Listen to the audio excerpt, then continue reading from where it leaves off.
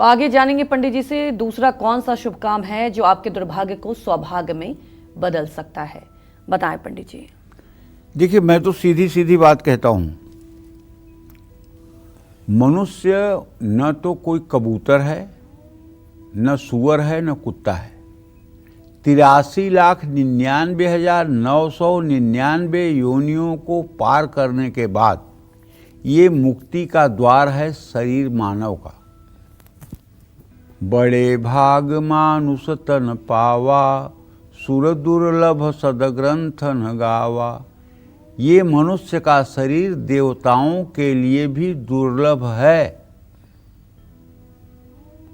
सुर दुर्लभ सदग्रंथ न गावा। सुर माने देवताओं के लिए ये मनुष्य शरीर दुर्लभ है, ऐसा सदग्रंथ कहते हैं। तो क्यों भाई देवताओं के लिए दुर्लभ है? इसलिए कि देवता स्वर्ग में निवास करते हैं और स्वर्ग में जब तक उनका पुण्य है तब तक वो वहाँ निवास करते हैं। जिस दिन पुण्य क्षीण होता है उस दिन वो पुनः मृत्युलोक में भेज दिए जाते हैं। लेकिन मनुष्य का शरीर ऐसा है जो अपने इसी शरीर से अपने भजन और तपस्या के बल पर, अपने नेक कार्य के बल पर, अपने परोपकार के बल पर, अपने भगवान के चिंतन के बल पर भगवान को प्राप्त हो सकता है और आवागमन के चक्कर से मुक्त हो सकता है। इसलिए सुर दुर्लभ सदग्रंथन गावा। सुर दुर्लभ है ये, ऐसा सदग्रंथों ने गाया है। तो आदर्श जीवनचर्या में मैं आपसे बताना चाहूँगा कि आप अपने घर में भोजन में जो पहली रोटी बने उसे आप एक प्लेट में रख करके गाय के निमित्त निकाल दें। धर्म ग्रंथों के अनुसार गाय में 33 कोटि देवी देवताओं का निवास माना गया है। अगर हर रोज गाय को रोटी किसी घर से खिलाई जाती है और पहली रोटी खिलाई जाती है तो आप विश्वास करो उस घर में कभी दरिद्रता का प्रवेश नहीं हो सकता। ऐसे घरों के ऊपर सभी देवता प्रसन्न होते हैं और सभी मनोकामना पूरी करते हैं।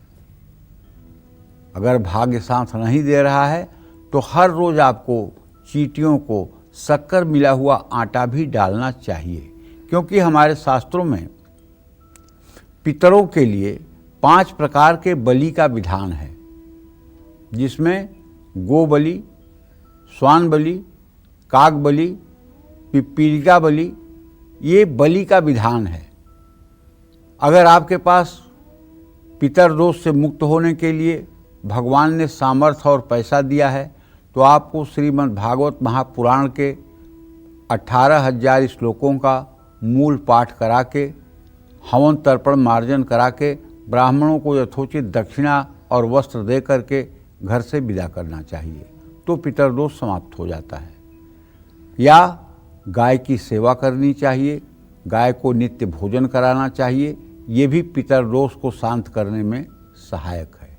काग बलि, कौवे को आप अगर रोज़ रोटी खिलाते हैं, कौवे को अगर रोज़ आप कुछ न कुछ खिलाते हैं तो भी आपके पितर शांत हो जाएंगे। इसको कहते हैं काग बलि। श्वान बलि, कुत्ते को अगर नित्य आप रोटी खिलाते हैं, दूध भात खिलाते हैं या कुत्ते को कुछ अच्छी चीज़ खिलाते हैं तो ये हो गई श्वान बलि। श्वान बलि से भी आपके पितरों को मुक्ति मिलती है। और 5वीं बलि है पिपीलिका बलि। पिपीलिका कहते हैं चींटी को।